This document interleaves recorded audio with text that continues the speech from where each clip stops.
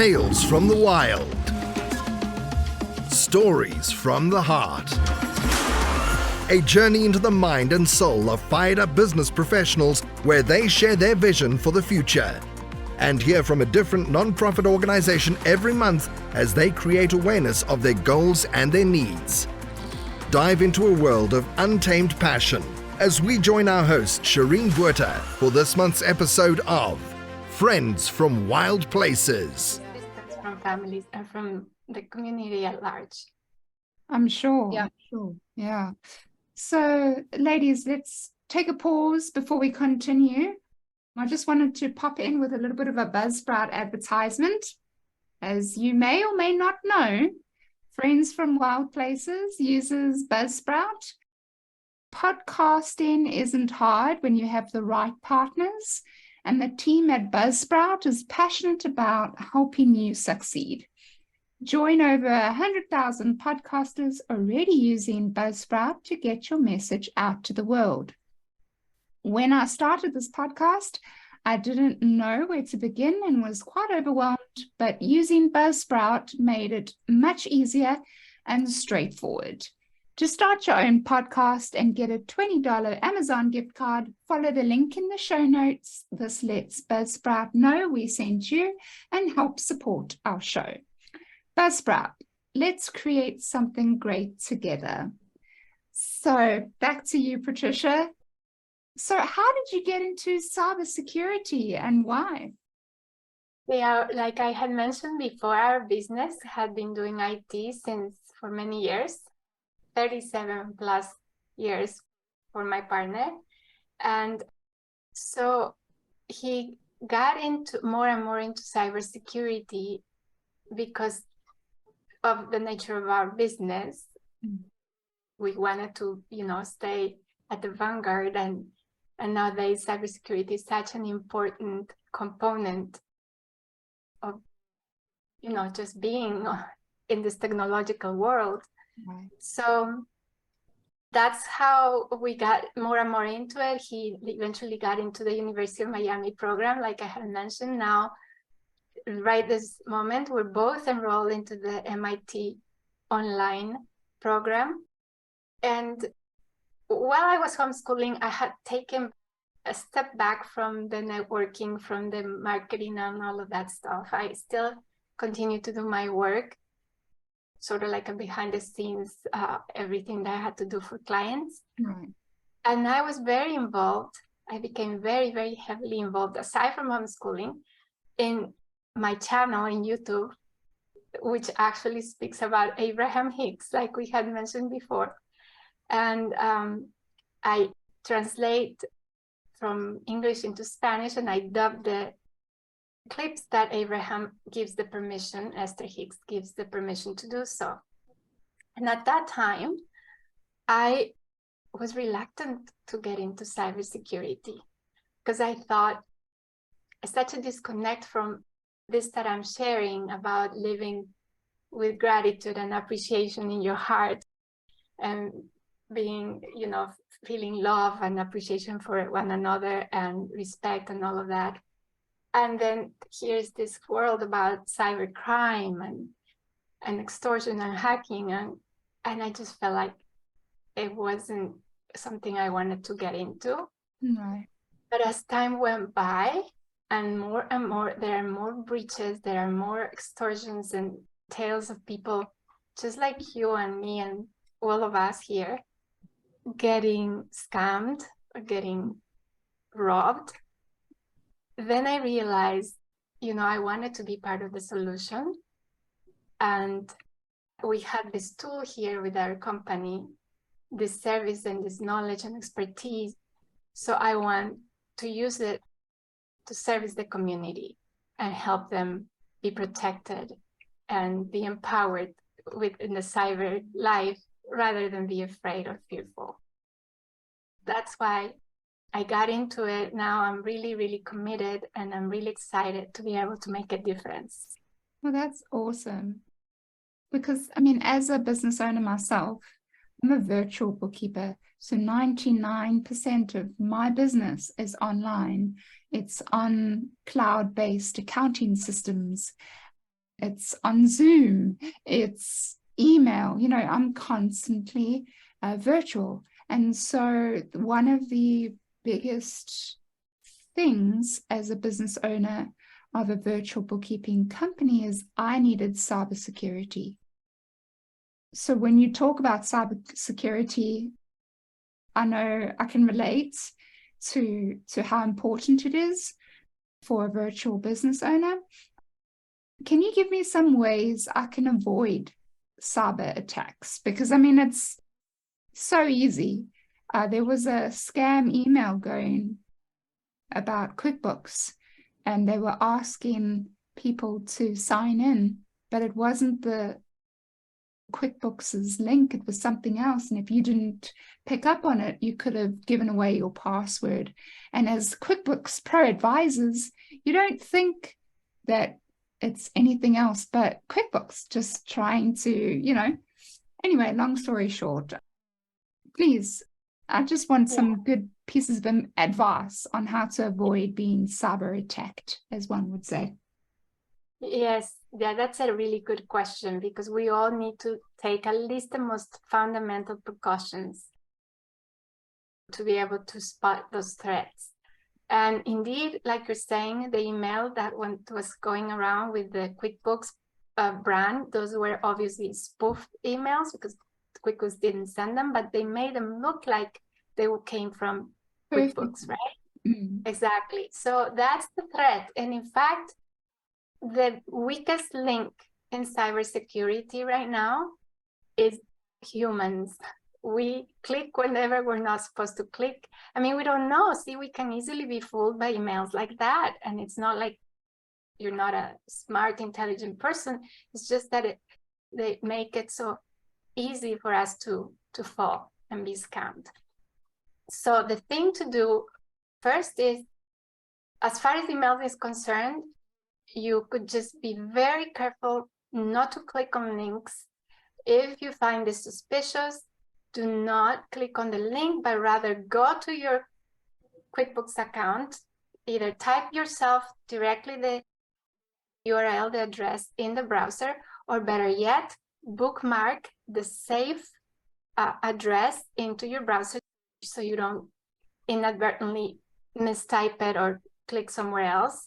Because just the same that they spoof the emails to make it look perfectly legit, they could spoof the websites as well and make them look just like the vendor that you're trying to get into. So that's one thing. Avoid clicking on links, especially when you're in the phone. You cannot hover over to. If you're in your desktop, you could hover over the link, and in the bottom corner in the left, you can actually see the real address that it would take you. So then you could perhaps spot that the address is a fake one. It looks as if it's real, but it is a fake one because it gets displayed in the bottom. But if you're in your phone, you cannot do that. So then avoid clicking anywhere in the phone, not only in emails, but in text messages as well, no matter where it comes from. It's a WhatsApp or a text or any other chat program you might have. If it looks suspicious, do not click it. If it looks urgent, oh, you need to verify right now because otherwise they're going to rob you or whatever, don't. Just go directly to your account yourself. Another thing that you really have to do is to create unique is very important, long and complex passwords.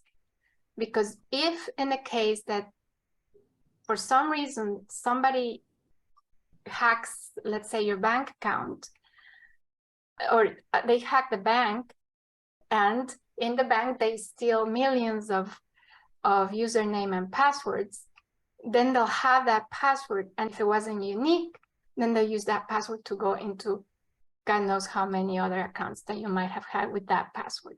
And that has happened. I mean, the Target got hacked and they stole like 13 million username and passwords. The Marriott got hacked and they stole about 300 million records. I don't know, so many others have gotten hacked, and assume your info is already in the dark web because breaches continue to happen. Got it. So for that reason, passwords are important. Don't ever put your birth date as a password, for example, because they already would have that. Right. And even if they don't, there are scripts right now that can crack a password in a matter of seconds because they already have tables collected of the most popular passwords, and they can crack either way. If it's in a dictionary, they have dictionary algorithms that they can use to crack it, and they can crack it in seconds. So long, complex, with symbols, with numbers, uppercase, lowercase, random. Since that's hard for us humans to memorize in our brains, use a password manager. That's really a great idea to do, okay? Use also multi-factor authentication. I don't know if you heard about those. Some people find it a little inconvenient. It may be, but it's better to be safe.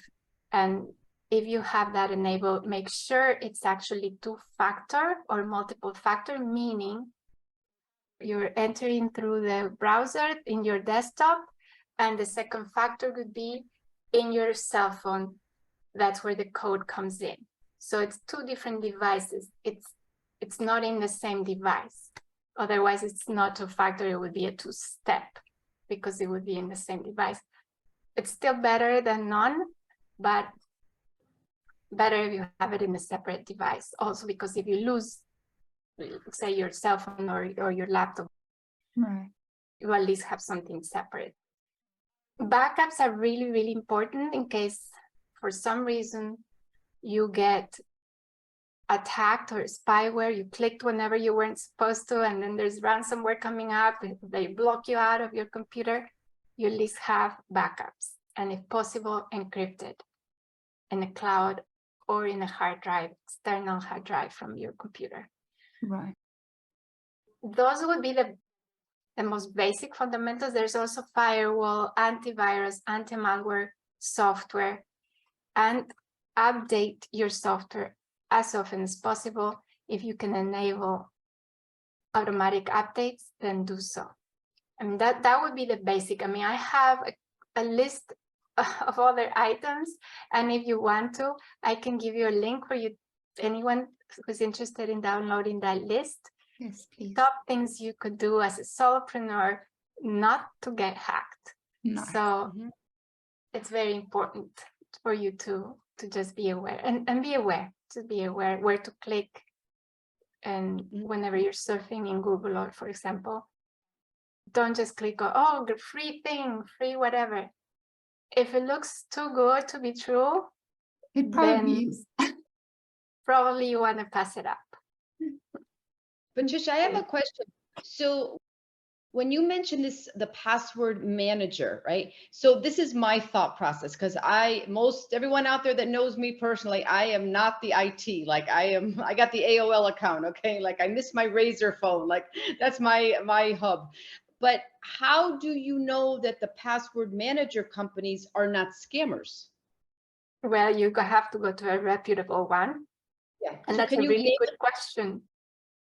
I was saying, like, I can only envision me trying to find a password manager company, and it's actually like a scam company, you know? Oh. So maybe could you maybe mention a few that are reputable? Yes. I like to use 1Password. That's the one we recommend for our clients and that we use ourselves, and we've used it already for, I want to say, at least a good 8 years, maybe longer. And it's the number 1password.com. That's been really good. It's very user-friendly, and it can synchronize across your devices. The reason it's called 1Password is because you only have to memorize the 1Password, the one to the password manager. And there you keep all the passwords. And it's a great tool because let's say something got hacked, let's say Target got hacked, right? So then it'll tell you, you know, you need to change Target passwords. They have a watchtower feature inside. So you go into there and it tells you, alerts of what's vulnerable, what isn't, or what's good, what's, not good. And it's safe so far, although we can't ever be 100% sure that anything is 100% safe and secure, just because of the nature of how technology works. But this one is very, very, it would at least be very, very, very difficult to crack, to hack, because of the way of the algorithm, the encryption algorithm works. Right. So yeah, that's definitely one that I would recommend. Thank you. That's fascinating. Fascinating. Thank you so much, Patricia, just for sharing with us. And again, I always learn so much from our interactions and collaborations. But I wanted to inquire with you. You had mentioned about your YouTube, and I think you said a big number. How many followers do you have? A little over 97,000 followers. So yes, it's a very active community there. And yes. I'm hoping we get to 100,000 this year, because we're celebrating 10 years. So 10 years, 100,000. So that would be really cool. So can you give our listeners, maybe we can get you over to that number. Right. From my understanding is that you actually interpret Abraham Hicks's teachings, is that correct, into Spanish, and you have, I guess, subtitles underneath in addition, is that correct? Yes. So some of my videos are subtitled, very few, just subtitles. Usually it's my voice, my audio, because the people prefer to listen while they do their activities, throughout the day.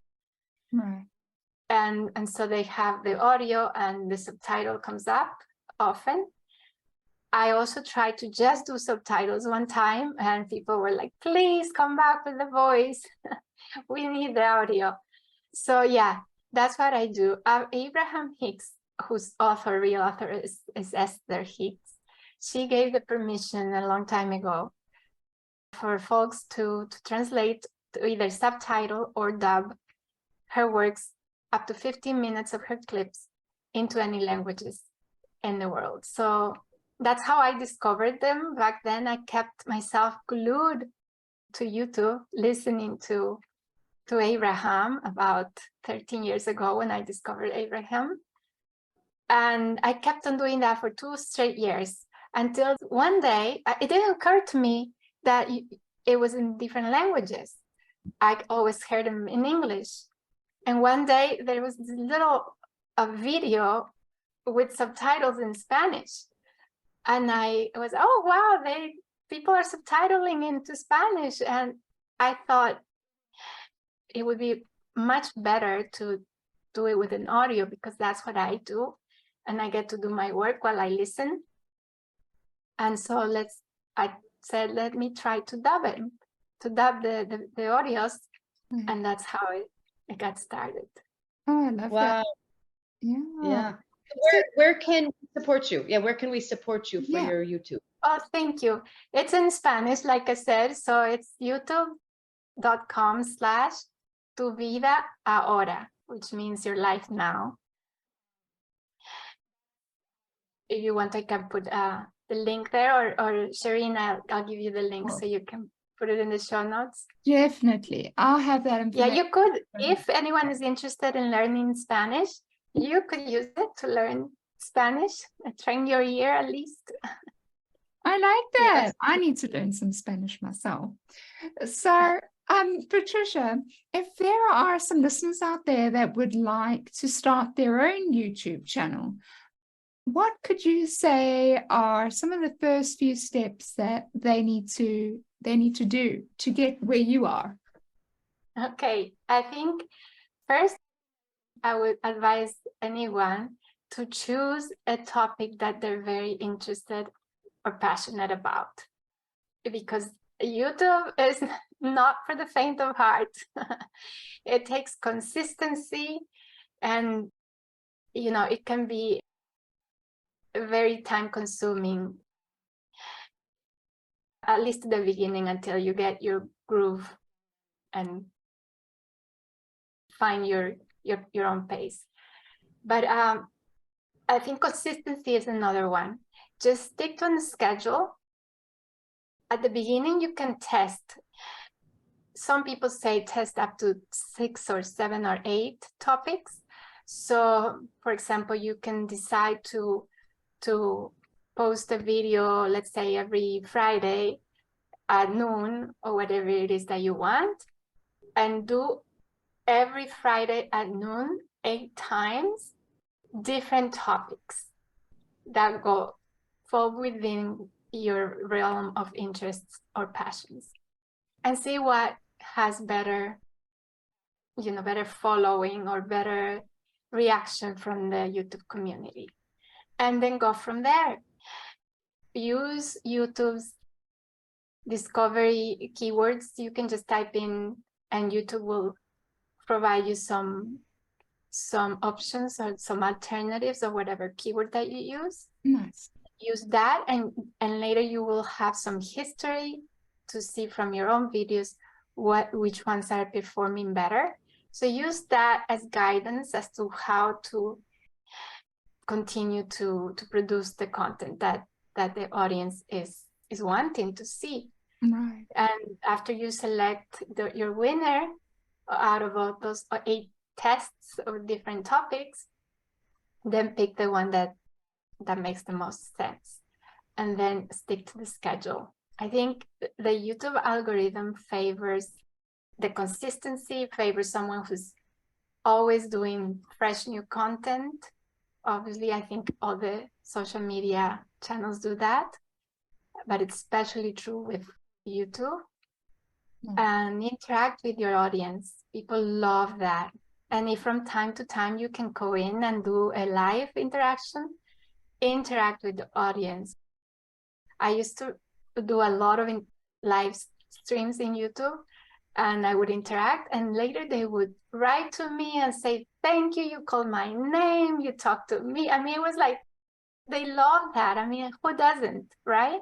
Right. So I think that's my advice. And obviously do the SEO tags, the meta tags, and all of that stuff. Take advantage of that. Awesome. What was the one thing, Patricia, that maybe jumped your number of followers? What was there one thing that happened, like a catalyst? Yes. Or? Yes, at the beginning, the first jump that I experienced was with someone had a Abraham Hicks group in YouTube that I hadn't even known about, and they discovered my YouTube videos, and so they shared them in their community, in their YouTube group. And so all of a sudden, in a matter of hours, it went up, I think, from maybe had 10 people at that time, up to 400 or 500 or something. And then it started to climb steadily, a little bit at a time. And then later, I was invited to a summit for Abraham Hicks type of topics, the spirituality topics. And each time I got invited to a summit, it would climb 1,000, 2,000, overnight. So those definitely, I mean, if you can find influencers like that, that really helps, because they already have their audience that, it comes, it's an audience that it's interested in that topic. So that jumps. I want to make it my mission to get you over to the number that you want. So yeah, I'm going to take an initiative. Yes, I mentioned that to you. So that's what my goal would be to get you. Yes, definitely. Thank you so much. That would be awesome. I'm behind. But I wanted to say also, because you mentioned, Tanya, that you get a lot of my interactions with me, and I want to say it's mutual. I am getting so much out of you both, ladies, Shireen and Tanya, that it's never, a one-way thing. I'm so happy and so honored that you find something valuable coming from me, but it's the same as well for me. I'm just really thrilled and grateful, and I appreciate you ladies so much. Well, thank you, Patricia. Likewise. Yeah. Yes, it's mutual. It was lovely. Tune in next week for part 3 of Friends from Wild Places and the final episode with Patricia Espinosa. You've been listening to Friends from Wild Places with Shireen Bueta. Be sure to subscribe to the podcast from the links to catch every episode and unleash your passion.